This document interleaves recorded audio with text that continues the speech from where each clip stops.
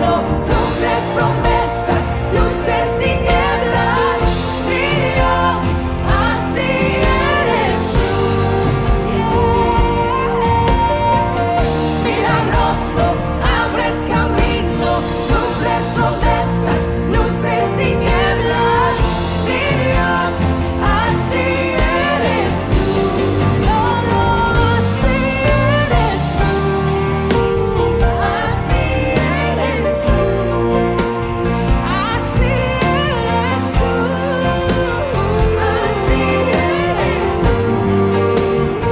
eres tú. Así eres tú.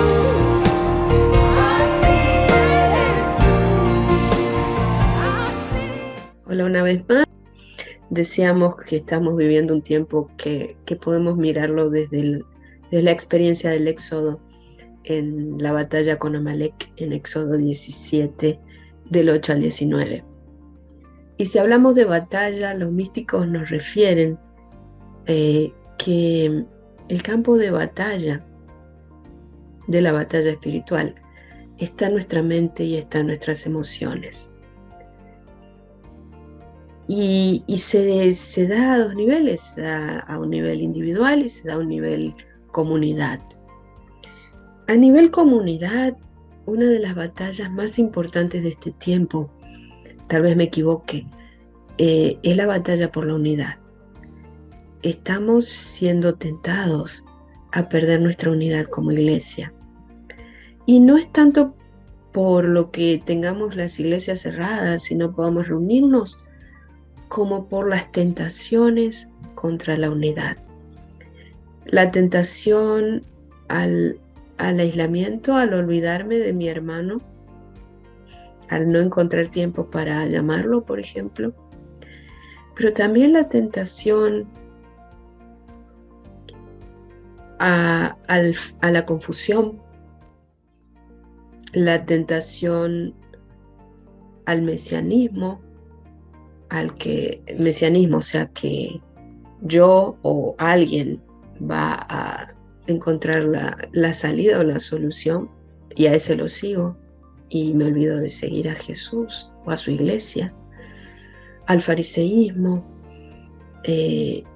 a pensar que yo soy mejor cristiano porque hago o no hago tal cosa que otro cristiano, a la división.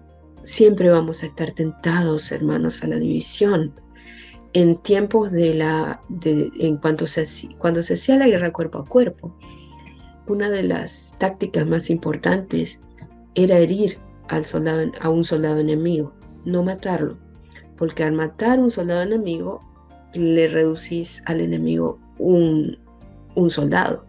Pero si herís un soldado y se mantiene vivo pero herido, en realidad anulás la actividad de 5 soldados porque necesita por lo menos 4 personas que se ocupen para sacarlo del campo de batalla y mantenerlo vivo.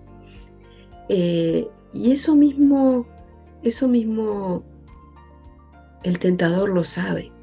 Entonces vamos a tener un poco ahí la loca de la casa de la que hablábamos en otros tips anteriores, tentándonos sobre nuestras heridas, sobre nuestras emociones, sobre nuestros traumas, sobre nuestras tendencias, a que tengamos actitudes que generen división o a comprar relatos que nos inviten a la división.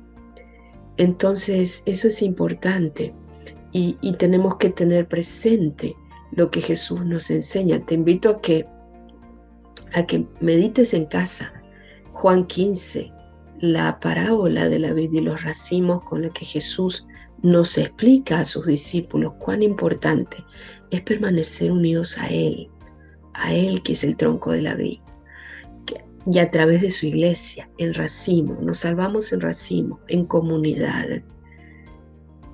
Una rueda suelta no sirve para nada, eso tenemos que tenerlo presente.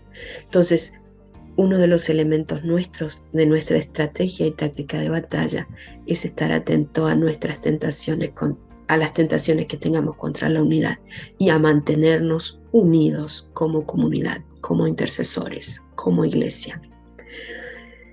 Otra tentación que vamos a tener porque lo relata la experiencia de los intercesores que llegaron a la santidad.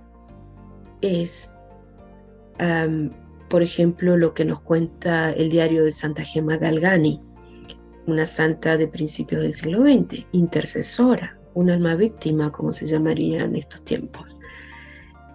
Ella muchas veces tuvo confrontaciones directas con espíritus malignos, y una de las cosas que el demonio le decía o le dijo, y quedaron registrados en su diario, es: te voy a inundar de preocupaciones para que te pongas a rezar por tus cosas y dejes de rezar por los demás.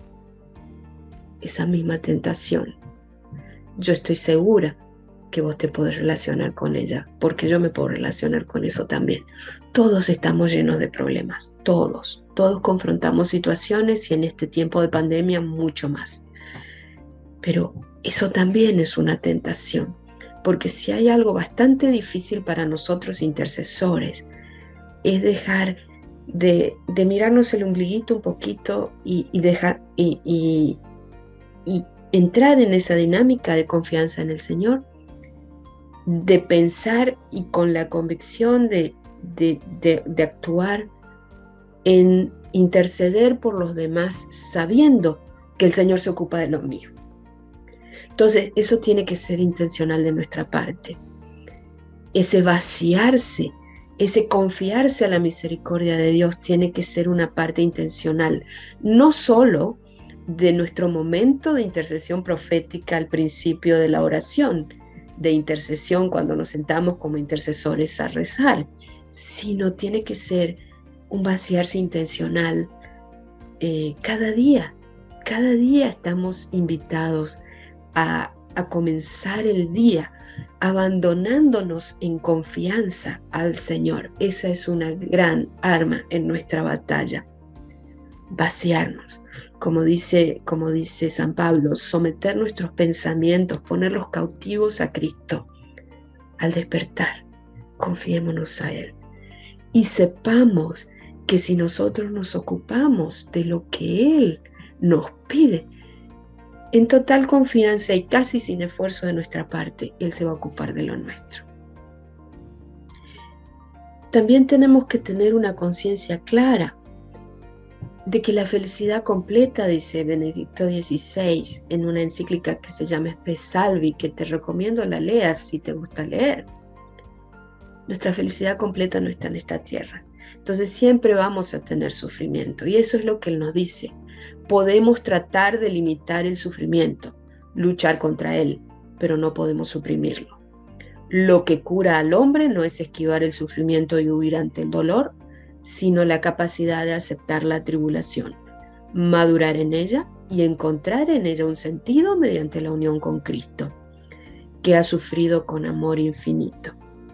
Y después en otro párrafo de esa misma encíclica él va a decir: sufriendo como sociedad, entramos en un camino de esperanza. Hermano, este tiempo de COVID es un sufrimiento como sociedad. Por ende, es un camino de esperanza. Y es con esa mirada que tenemos que caminar nuestros sufrimientos. En esa misma encíclica, el Papa Benedicto XVI nos dice: qué importante recordar que los acontecimientos del día no son insignificantes. Que antes era muy difundido ofrecer esas pequeñas dificultades cotidianas, esas pequeñas crucecitas, y que eso le da un sentido a nuestra vida. Él nos invita, el Papa Benedicto XVI nos invitó a través de esa encíclica a retomar esta práctica. Es decir, y sobre todo para nosotros intercesores eso es central. Cuando nos cruzamos con la cruz, cuando nos encontramos con la cruz, con ese dolorcito, con esa piedra en el camino, ese es el momento de ofrecer. Ese es el momento de unirse al Señor, de sumergirse en ese amor y unirse al Señor y ofrecerlo. Y lo dice en palabras de Benedicto XVI. Incluir sus pequeñas dificultades en el gran compadecer de Cristo es entrar de algún modo a formar parte del tesoro de compasión que necesita el género humano. Mi pequeño sufrimiento alivia el sufrimiento de otro hermano. Mi pequeño sufrimiento unido con amor al de Jesús trae bendición para toda la sociedad. Es semilla de esperanza. Esa es la perspectiva como intercesor con la que me tengo que parar delante del sufrimiento.